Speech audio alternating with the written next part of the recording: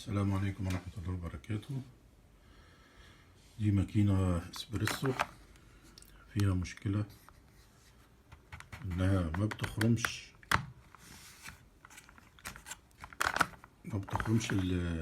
الكبسولة، وتاني حاجة انها لما بنشغل بتقفش وما بتفتحش خالص الدراع دوت خالص.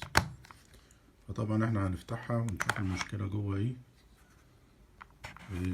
ونصلحها ان شاء الله. يلا بينا. وبعد ما فكينا الماكينة كده زي ما احنا شايفين،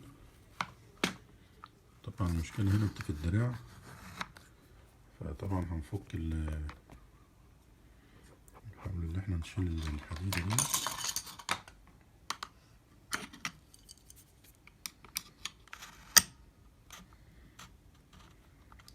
شايفين كده الدراع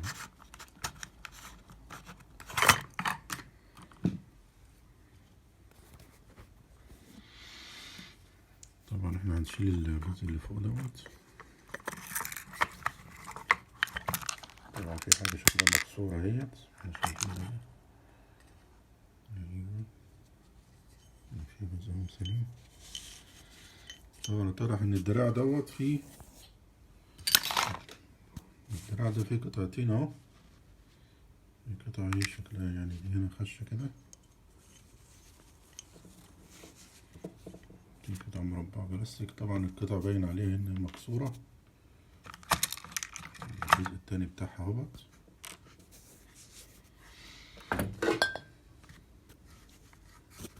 ده السبب انها مخليهاش تقفل، يعني ما بتنزلش خالص وبتخرم الكبسولة، او انها بتقفش ما بترفعش الدراع مرة تانية. ادي واحدة اهي، دي السليمة بتاعتها اهي، ودي اللي مكسورة. والاتنين بيخشوا في الجنب ده وبيخشوا في المجرى اللي هي بتاعت الايه اهي، بيخشوا في المجرى، واحدة في المجرى دي وواحدة في المجرى دي. طبعا هنحاول احنا نشوف واحدة تانية مكانها ونحطها كده ونشوف مع بعض. طبعا احنا حصلنا واحدة اهي من ماكينة تانية، وادي الاتنين اهو. هنحاول ان احنا نركبهم مكانها. شوف المجرى دي كده.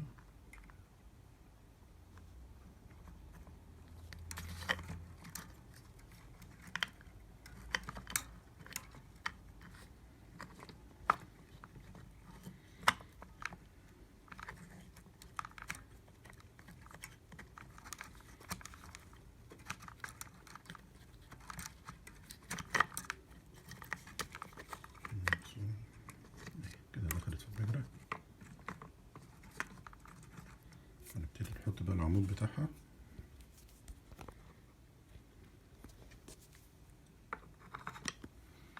بس لازم نضغط عليها جامد. نبتدي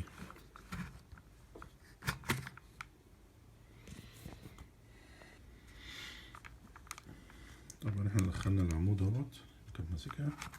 نبتدي نجرب اهي.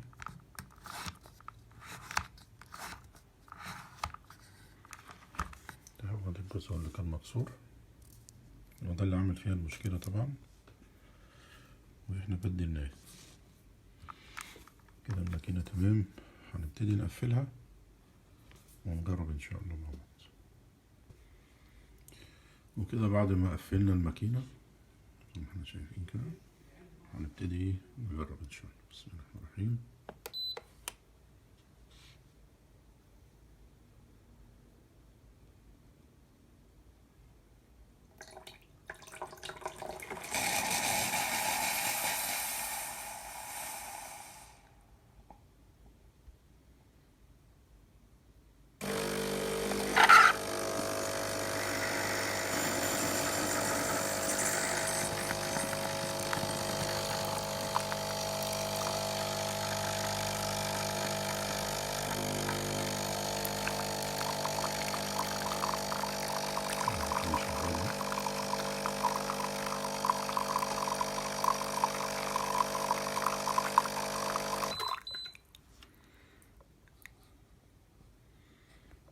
يبقى احنا كده عملنا الجزء اللي كان مكسور فيها، كده بقت شغالة الحمد لله تمام.